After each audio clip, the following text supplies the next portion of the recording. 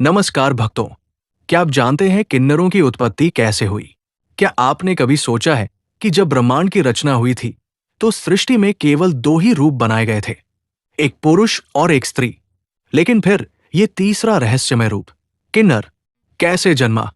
क्या ये किसी शाप का फल है या किसी अधूरी आत्मिक इच्छा का परिणाम? बहुत लोग बिना सोचे कह देते हैं कि किन्नर होना भगवान की सजा है। कुछ लोग ये भी कहते हैं ये उनके कर्मों का बोझ है। परंतु भक्तों, सत्य हमेशा वो नहीं होता जो दुनिया मान ले।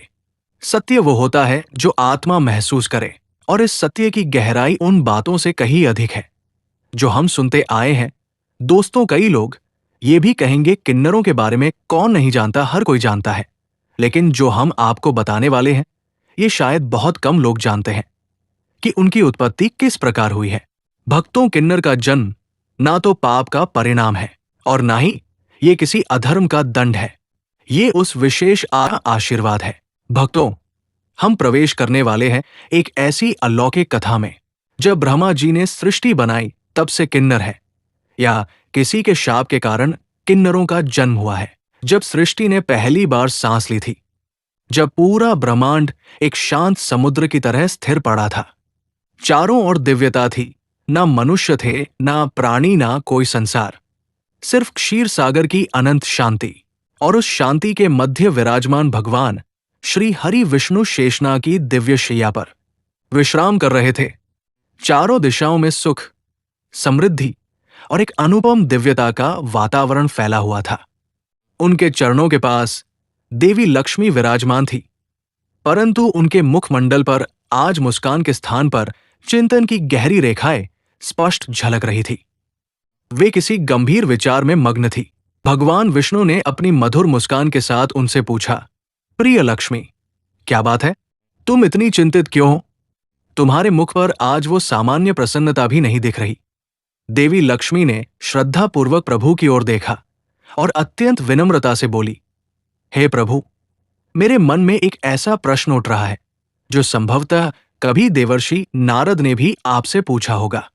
उस समय मैं उपस्थित नहीं थी, किंतु आज मैं स्वयं आपसे उस प्रश्न का उत्तर तुम्हारे मुख से सुनना चाहती हूं। स्वामी, आप मुझे कृपया ये बता दीजिए कि किन्नरों की उत्पत्ति कैसे हुई है।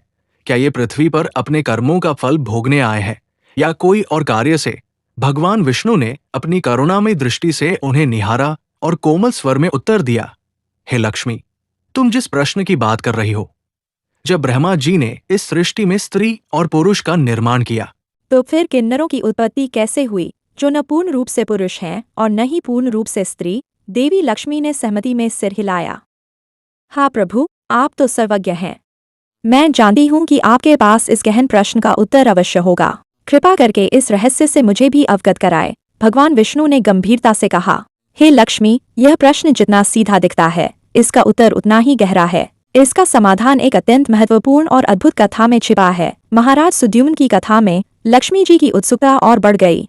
उन्होंने पूछा, प्रभु, यह महाराज सुद्युम्न कौन थे और उन्हें ऐसा क्या विशेष वरदान या शाप मिला जिससे उनका शरीर ही परिवर्तित हो गया? भगवान विष्णु ने शांत स्वर में कहा, हे प्रिय, यह कथा केवल एक व्यक्ति के भाग्य की नहीं, बल्कि समाज के दृष्टिकोण, ईश्वरीय लीला और प्रकृति के अद्भुत संतुलन की भी कहानी है।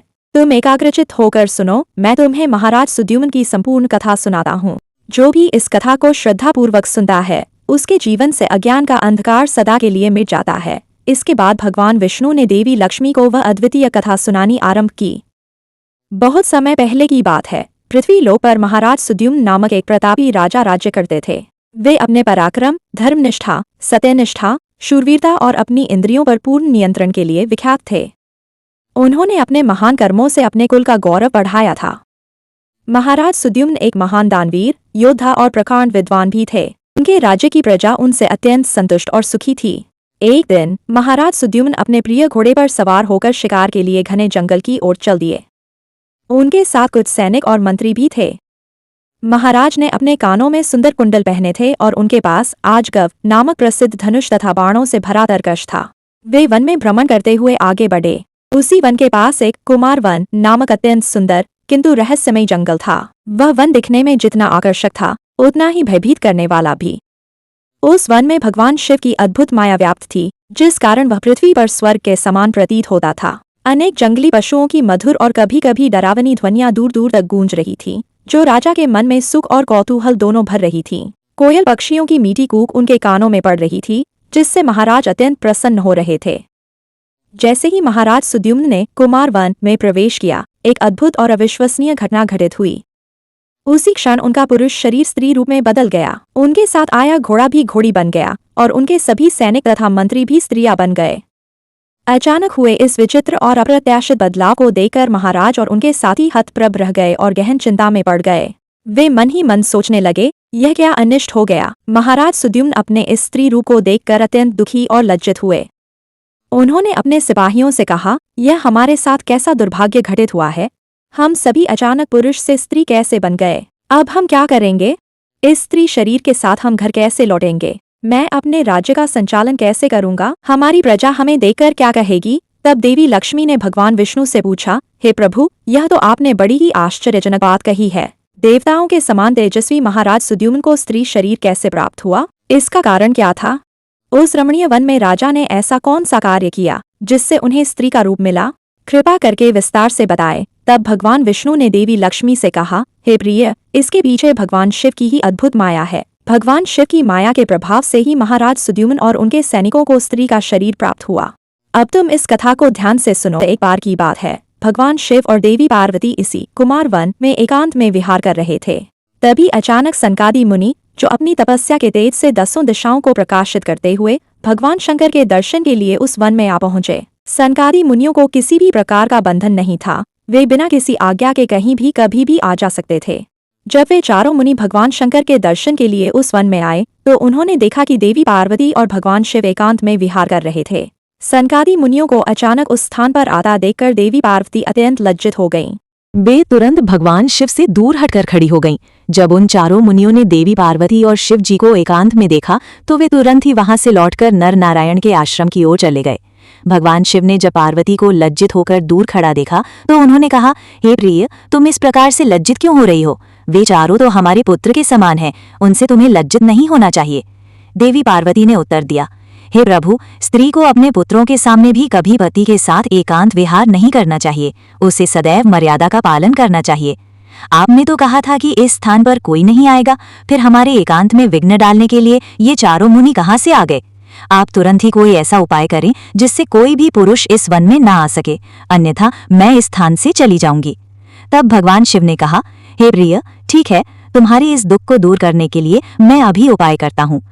उन्होंने आगे कहा, हे प्रिय, आज से ही इस वन में यदि कोई भी पुरुष भूल से भी आ जाएगा तो वह स्त्री बन जाएगा। भगवान विष्णु देवी लक्ष्मी से कहते हैं, हे प्रिय, उस दिन से जो भी पुरुष उस वन में जाता है वह स्त्री बन जाता है। जो लोग ये जानते हैं कि उस वन में शिव जी की माया फैली हुई है, वे भूल से भी उस वन में नहीं जाते। किंतु महाराज सुद्युम्न इस बात को नहीं जानते थे और वे अज्ञानवश अपने सिपाहियों के साथ उस वन में चले गए। शिव जी की माया के प्रभाव में आकर उनका पुरुषत्व नष्ट हो गया और वे सभी स्त्री बन गए। स्त्री का शरीर प्राप्त होने के बाद महाराज सुद्युम्न लज्जा के कारण अपने राज्य वापस नहीं लौटे, बल्कि उसी वन में इधर उधर भटकने लगे। स्त्रीत्व प्राप्त होने के कारण उनका नाम इला पड़ गया। इस प्रकार महाराज सुद्युम्न, जो अब इला बन गए थे, अपनी सखियों के साथ वन में विचरण करने लगे। एक दिन वे सभी वन में एक सुंदर जलाशय के पास खेल रहे थे। उसी समय चंद्रमा के पुत्र बुध उसी स्थान से गुजर रहे थे। अनेक स्त्रियों के साथ भ्रमण करती हुई उस सुंदर युवती इला को देखकर चंद्रमा के पुत्र बुध उन पर मोहित हो गए। इला के सुंदर तथा मनमोहक रूप को देखकर बुध जी मंत्रमुग्ध हो गए और उसी क्षण उनके मन में इला को पाने की तीव्र इच्छा जागृत हो गई। जब इला ने भी बुध जी का सुंदर रूप देखा तो वे भी बुध जी पर मोहित हो गईं और उन्हें अपना पति बनाने के लिए व्याकुल हो उठीं। इस प्रकार इला और बुध दोनों ने एक दूसरे के प्रति अपने प्रेम को प्रकट किया। उनके पारस्परिक अनुराग के कारण उन दोनों ने विवाह कर लिया और कुछ समय बाद उनके संयोग से इला के गर्भ से एक संतान उत्पन्न हुई, जिसका नाम पुरुरवा रखा गया। यही पुरुरवा आगे चलकर एक महान चक्रवर्ती सम्राट बने। पुत्र को जन्म देने के बाद भी इला उसी वन में रहने लगी। फिर एक दिन इला अपने पहले के पुरुष रूप महाराज सुद्युम्न को याद करके चिंतित होने लगी। तभी उन्होंने मुनि श्रेष्ठ वशिष्ठ जी का स्मरण किया। इला द्वारा स्मरण करते ही मुनिवर वशिष्ठ जी वहां पर प्रकट हुए। मुनि वशिष्ठ जी ने इला से कहा, हे देवी, आप किस कारण से दुखी हैं। यदि कोई गोपनीय बात न हो तो तुम मुझे अपने दुख का कारण बताओ। तब वो इला वशिष्ठ जी से कहने लगी, हे मुनिवर, इस वन में आने से पहले मैं एक पुरुष थी और मेरा नाम सुद्युम्न था, किंतु इस वन में आते ही मेरा शरीर स्त्री का बन गया है। ऐसा किस कारण से हुआ, कृपया मुझे बताइए। तब मुनि वशिष्ठ जी कहने लगे, हे देवी, शायद तुम नहीं जानती होगी, इस वन में भगवान शिव की माया फैली हुई है। उन्होंने इस वन को ऐसा शाप दिया है कि जो भी पुरुष इस वन में आएगा वो स्त्री बन जाएगा। भगवान शंकर की माया के कारण ही तुम्हें स्त्री का शरीर प्राप्त हुआ है। फिर इला कहने लगी, हे मुनिवर, कृपा करके मुझे मेरा पूर्ववत शरीर प्रदान कीजिए। मेरी प्रजा मेरे बिना दुखी है, मैं ऐसी हालत में अपने राज्य में नहीं लौट सकती। मुनि वशिष्ठ जी से महाराज सुद्युम्न की ऐसी दयनीय अवस्था देखी नहीं गई। महाराज बड़े शूरवीर और पराक्रमी थे, किंतु शिव जी की माया के कारण उन्हें स्त्री का रूप प्राप्त हुआ था। वशिष्ठ जी कहने लगे, हे वत्स, तुम चिंता मत करो, मैं भगवान शिव से प्रार्थना करके तुम्हारी सहायता करूंगा। तब वशिष्ठ जी ने उसी स्थान पर समस्त लोगों का कल्याण करने वाले भगवान शंकर की आराधना करना आरंभ किया। भगवान शंकर वशिष्ठ जी की आराधना से अत्यंत प्रसन्न हुए और साक्षात उन्हें दर्शन देकर कहने लगे, हे मुनिवर, मैं आपकी भक्ति से अत्यंत प्रसन्न हूं। आपको जो भी मनोवांछित वर चाहिए उसे मांग लो। तब वशिष्ठ जी भगवान शंकर से कहने लगे, हे प्रभु, आपके दर्शन से मेरा तप सफल हुआ। हे भोलेनाथ, मेरी बस यही कामना है कि आप मेरे शिष्य महाराज सुद्युम्न को पुनः पुरुष बना दीजिए। फिर शिव जी ने कहा, हे मुनिवर, मेरी ही माया के कारण सुद्युम्न को स्त्री का शरीर प्राप्त हुआ है, इसलिए मैं ही इसे पुरुष का शरीर प्रदान करता हूं। किंतु राजा सुद्युम्न एक मास के लिए पुरुष बने रहेंगे और एक मास के लिए वे स्त्री बने रहेंगे। इतना कहकर भगवान शिव उस स्थान से अंतर्धान हो गए। इस प्रकार वशिष्ठ जी की कृपा से और भगवान शिव के आशीर्वाद से महाराज सुद्युम्न को एक मास के लिए पुरुष का शरीर प्राप्त हुआ और वे अपने राज्य में लौट गए और सुखपूर्वक राज्य करने लगे। जब महाराज पुरुष के रूप में होते तो वे अपने नगर में जाकर राज्य किया करते थे, और जब वे एक मास के लिए स्त्री के रूप में होते तो वे वन में आकर ही रहने लगते थे। महाराज के ऐसे विचित्र व्यवहार से उनकी प्रजा त्रस्त हो गई और वे पहले की तरह महाराज सुद्युम्न का सम्मान भी नहीं करने लगी। इधर महाराज के स्त्री रूप में रहते हुए बुध से उन्हें जो पुत्र प्राप्त हुआ था, जिसका नाम पुरूरवा था, वो जवान हो गया। तब महाराज सुद्युम्न ने उसे अपना राज्य सौंप दिया और वे सदा के लिए वन में रहने के लिए चले गए। वन में जाकर महाराज सुद्युम्न अपने स्त्री शरीर एला के रूप में कठोर तपस्या करने लगे। फिर उन्होंने देवर्षि नारद जी से नवकार मंत्र की दीक्षा ली और देवी पार्वती की उपासना करने लगे। अनेक वर्षों तक उस वन में रहकर उन्होंने उस मंत्र का जाप किया और देवी को प्रसन्न कर लिया। तदुपरांत भक्तों का उद्धार करने वाली जगत जननी भगवती पार्वती ने उन्हें साक्षात दर्शन दिए। उस समय देवी सिंह पर आरूढ़ होकर उनके सामने खड़ी हो गई। देवी को अपने सामने खड़ा हुआ देखकर एला ने उन्हें नमस्कार किया और उनकी स्तुति करने लगी। हे जगत जननी, मैं आपके चरण कमलों की वंदना कर रही हूं, कृपा करके मुझे इस शरीर से मुक्ति प्रदान कीजिए। तब देवी ने उन पर प्रसन्न होकर कहा, हे एला, आज तुम्हें स्त्री शरीर से मुक्ति मिल जाएगी और तुम परम पद को प्राप्त कर लोगी। देवी के इतना कहते ही एला ने अपने शरीर का त्याग किया और परम पद को प्राप्त कर लिया। महाराज सुद्युम्न के परमधाम को जाने पर महाराज पुरूरवा सफलतापूर्वक राज्य करने लगे। किन्नरों का उद्भव एक दिव्य आशीर्वादब भगवान विष्णु देवी लक्ष्मी से कहते हैं, हे प्रिय, अब सुनो किन्नरों की उत्पत्ति का वास्तविक रहस्य। महाराज सुद्युम्न जो अपने सिपाहियों के साथ उस कुमार वन में गए थे, उनके जो सिपाही शिव की माया से स्त्री बन गए थे, वे सभी किन्नर बनकर सुमेरु पर्वत के पास जाकर निवास करने लगे। उन्हीं से किन्नर प्रजाति की उत्पत्ति हुई। हमारे प्राचीन पुराणों में किन्नरों का वर्णन महाभारत और रामायण जैसे महान ग्रंथों में भी मिलता है। महाभारत में अर्जुन ने अपने अज्ञातवास के दौरान 1 वर्ष तक बृहन्नला नामक किन्नर का रूप धारण किया था। रामायण में जब श्री राम वनवास को जा रहे थे, तब अयोध्या की प्रजा उनके पीछे पीछे चल पड़ी थी। जब श्री राम ने पुरुषों और स्त्रियों को अयोध्या लौटने को कहा, तो किन्नर वहीं रुक गए, क्योंकि वे न तो पूर्ण पुरुष थे और न ही पूर्ण स्त्री। इससे प्रसन्न होकर भगवान राम ने उन्हें यह आशीर्वाद दिया कि उनका आशीर्वाद और उनकी ताली कभी व्यर्थ नहीं जाएगी।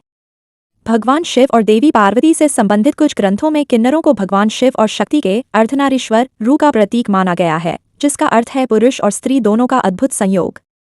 इसी कारण किन्नरों का आशीर्वाद बहुत शुभ माना जाता है। विशेष रूप से विवाह, संतान प्राप्ति के अवसर पर या किसी नए व्यापार की शुरुआत पर किन्नरों का आशीर्वाद लेना अत्यंत मंगलकारी माना जाता है। तो दोस्तों, इस प्रकार से भगवान विष्णु ने माता लक्ष्मी को किन्नरों की उत्पत्ति का यह रहस्यमय और ज्ञानवर्धक वृत्तांत सुनाया। यह कथा हमें सिखाती है कि सृष्टि में हर जीव का एक विशेष स्थान और महत्व है और दैवीय लीलाएं हमारी समझ से परे होती हैं। क्या आप इस कथा के किसी अन्य पहलू, जैसे किन्नरों के सामाजिक महत्व या उनसे जुड़ी अन्य कहानियों के बारे में जानना चाहते हैं तो कृपया कमेंट करें। दोस्तों, एक छोटी सी बात हमेशा याद रखिएगा, जब दुनिया मनोरंजन पर तालियां बजाती है तब सच्चाई और धर्म की बातें अक्सर अनसुनी रह जाती हैं। लेकिन आपका एक छोटा सा सहयोग उन दिव्य कथाओं को और भी दूर तक पहुंचा सकता है। अगर आज की कहानी ने आपके मन को जरा सा भी छुआ हो, थोड़ा सा भी ज्ञान दिया हो या आपको भीतर से शांति महसूस हुई हो, तो कृपया इस वीडियो को एक लाइक देकर अपना प्रेम जरूर जताएं। और अगर आप ऐसी ही पवित्र, अनोखी और सीख देने वाली धार्मिक कथाएं हर दिन सुनना चाहते हैं तो हमारे चैनल को सब्सक्राइब अवश्य करें, ताकि अगली दिव्य कथा सबसे पहले आप तक पहुंचे। आपका हर लाइक, हर कमेंट और हर सब्सक्रिप्शन हमें और भी प्रेरित करता है कि हम आपके लिए और बेहतर धार्मिक कथाएं लाते रहें। धन्यवाद दोस्तों। ईश्वर आपकी सभी मनोकामनाएं पूर्ण करें।